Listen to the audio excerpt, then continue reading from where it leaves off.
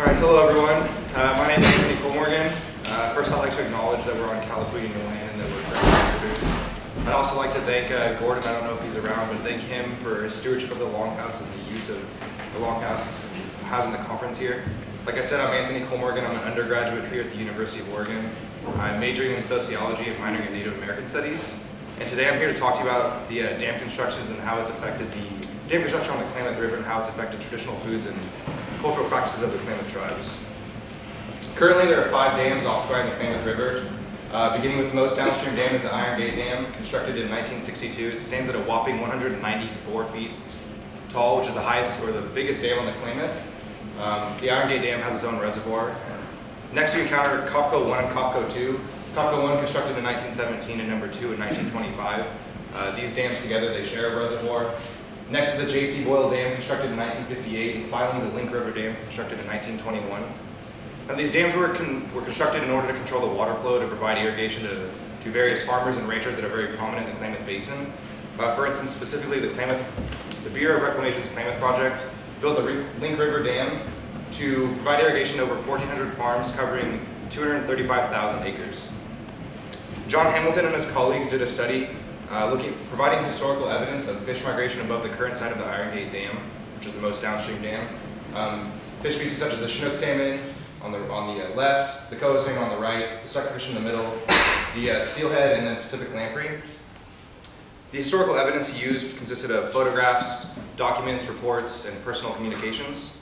My favorite was a brochure published by the Southern Railroad Company in 1911 that specifically referred to the harvest of steelhead.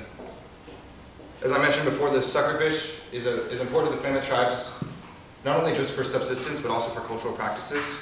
Alan Foreman described the fish as much of a crop as potatoes are to farmers, and now we are restricted to a single fish each year for ceremonial purposes.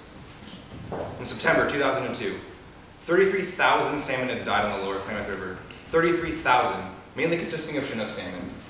Now, they died because of warm water temperatures upstream. They were stuck waiting downstream for the water above to cool. The reason I mentioned the fish kill of 2002 is because dams directly affect the water level and water temperatures of the river. They also cause supersaturation, they create algae blooms, they affect water oxygen levels, sediment distribution. This is a picture of the process of thermal stratification. Thermal stratification occurs by the surface heating of reservoir water, forming a less warmer dense water layer on top and a colder, more dense layer on the bottom. This will affect the water temperatures when the water is released. Because water released during the spring is typically colder than it would naturally occur, and water released in the fall is typically warmer than would naturally occur. As you can see, the bottom of where the dissolved oxygen, the text says dissolved oxygen, that's the deepest water in the reservoirs. And that water isn't exposed to as much oxygen, and sometimes it's completely depleted or dissolved. Now, if you can imagine the water that's released downstream with this oxygen-depleted water, how are fish going to get their oxygen? Now, you take this process of dissolved oxygen and you couple it with thermal stratification, and you have the perfect conditions for extensive phytoplankton blooms to occur. Phytoplankton, or blue-green algae, as pictured here, this is a picture behind the reservoir of the Iron Gate Dam. It's a blue-green algae bloom and can produce cyanotoxins, which affect the liver and nervous systems of fish. Furthermore, when these algae blooms die, they flow down to the bottom and they'll mix with organic and inorganic matter, and the sediment at the bottom, when released downstream, could cause fall algae blooms. Now, supersaturation is a very interesting process that occurs directly because of dams, and it's when water's spilling over the plungeway after leaving the turbine, and it's mixing with the waters, which is continually dissolving gases and adding them to the water. When fish are exposed to these supersaturated waters, they develop these gas bubbles in their bodies and their heads that will eventually rupture and they'll end up dying. Now, this doesn't occur in nature because rapids and natural ripples in the water release these dissolved gases. So the Klamath tribes, they participated in a Klamath culture, and the Klamath culture was described by a report done by the Pacific Dam, which I'll get to who they are in a second. But the salmon culture was characterized by historic runs of salmon and other fisheries in the presence of indigenous people who have developed elaborate ways of life that are intricately tied to these runs. Now, for instance, multi-tribal gatherings were centered upon these salmon and steelhead runs. These multi-tribal gatherings would promote intertribal relations, social ties, and promote intertribal trading. For instance, the Klamath tribes would be able to trade salmon, and through that they gained access to interior goods from various Paiute bands and bands of Pit River as well.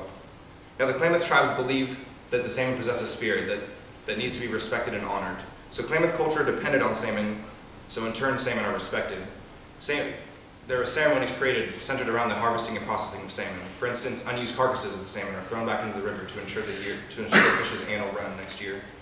There are first fish ceremonies that are practiced at the beginning of each year's run in order to honor the salmon to ensure the annual runs. So the Klamath Facilities Removal, EIS and EIR, it's the piece that's arguing for the removal of the dams in the Klamath. They stated that as of 2010, the Klamath tribes have been without salmon for 96 consecutive years. 96 consecutive years.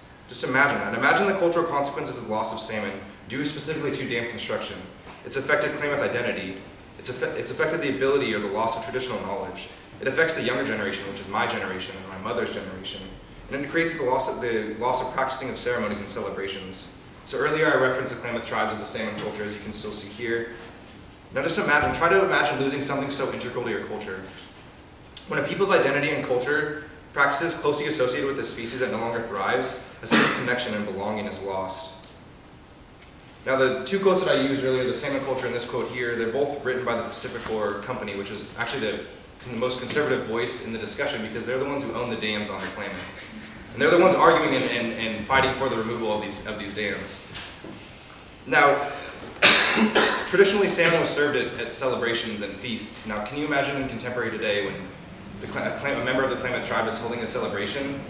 Rather than being able to go to their rivers and their lakes and their streams and fish for salmon, they're forced to go to the store and they have to buy store-bought salmon. As I mentioned, Klamath tribes haven't had access to salmon for 95 or 96 consecutive years. So they aren't out there learning and observing in the natural habitat of salmon. They're losing this traditional knowledge based and centered around fish habitats, spawning grounds, and historic fishing sites. The younger generation isn't able to see the rivers as their elders did. It was said that at one point, the rivers were so full of salmon that you could walk across the backs of salmon. Now try to fathom seeing a river so full of salmon that you could fathom that analogy of walking across a back on salmon. I've never seen a river like that, I would love to. And it affects this intergenerational sharing of knowledge. The elders and the young ones aren't able to practice these ceremonies because there are no more salmon in the rivers. And I'm not saying the ceremonies are lost. The ceremonies are remembered and they may still be practices, but they're not as prolific as they were. And I also mentioned the historical multi-tribal gatherings. These gatherings, they promoted intertribal trade and social ties, but they weren't centered on economic gain. They were about the creation and strengthening of these social ties. Now, can you imagine today a group of indigenous people centered around salmon and steelhead runs? Imagine the knowledge that would be shared, the discussions, the networks that would be created. So in conclusion, the installation of the dams on the Klamath River have inevitably resulted in the loss of cultural ceremonies that are central to Klamath identity by blocking the upstream migration of salmon and steelhead and other native fish species. And clearly, over the past century, contemporary power needs have taken precedence over the preservation of Klamath culture and traditional foods. Now, see, the difficult part that I have is, as I mentioned, I'm a Klamath member. Personally, I want to remove all 5 of the dams. I want the salmon to return to the rivers and lakes and the streams and let my relatives fish again. But then I think, what about these dams? They generate electricity. How is that electricity going to be compensated for? And that's a dilemma that I find myself in. The question I'm always asking myself is when will the preservation and protection of Klamath foods and culture finally take precedence over contemporary needs? Thank you guys very much.